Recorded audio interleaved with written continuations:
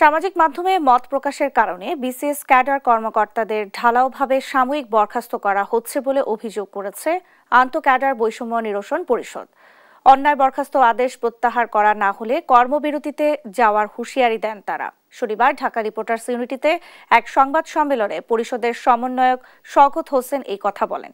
তিনি বলেন, কোনো কারণ দর্শানো নোটিশ ছাড়া সামান্য অজুহাতে এই ধরনের প্রজ্ঞাপন জারি অত্যন্ত অনভিপ্রেত ও অনাকাঙ্ক্ষিত। আত্মপক্ষ সমর্থনের সুযোগ না দিয়ে চাকরি থেকে সাময়িক বরখাস্ত করা মৌলিক অধিকার ও চাকরিবিধির পরিপন্থী বলেও জানান তিনি। এ সময় প্রশাসন ক্যাডারের বিরুদ্ধে একই অভিযোগ থাকলেও জনপ্রশাসন মন্ত্রণালয় কোনো ব্যবস্থা গ্রহণ করেনি মন্তব্য করে তিনি বলেন, আগামী এক সপ্তাহের মধ্যে অন্যায় বরখাস্ত আদেশ প্রত্যাহার করা না হলে আন্তঃক্যাডার বৈষম্য নিরসন পরিষদভুক্ত ক্যাডার কর্মকর্তারা কর্মবিরতি সহ ধারাবাহিক কর্মসূচিতে যেতে বাধ্য হবে।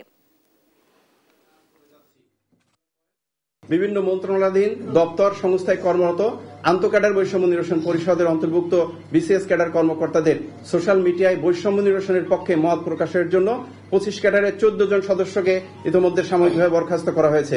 আত্মপক্ষ সমর্থনের সুযোগ না দিয়ে চাকরি থেকে সাময়িক বরখাস্ত করা মৌলিক অধিকার এবং চাকরিবিধি পরিপন্থী। প্রশাসন ক্যাডারের অনেক সদস্য সোশ্যাল মিডিয়ায় অত্যন্ত আপত্তিকর অশালীন শব্দ ব্যবহার করলেও তাদের বিরুদ্ধে কোনো ব্যবস্থা নেওয়া হয়নি। আন্তঃক্যাডার দ্বন্দ্বে সোশ্যাল মিডিয়ায় পরস্পর বিরোধী লেখালেখির কারণে বিভিন্ন মন্ত্রণালয় হতে ইতিমধ্যে জারিকৃত সাময়িক বরখাস্তের আদেশসমূহ প্রত্যাহারপূর্বক অভিযোগকে অব্যাহতি দেওয়া অপরিহার্য বলে পরিষদ মনে করে।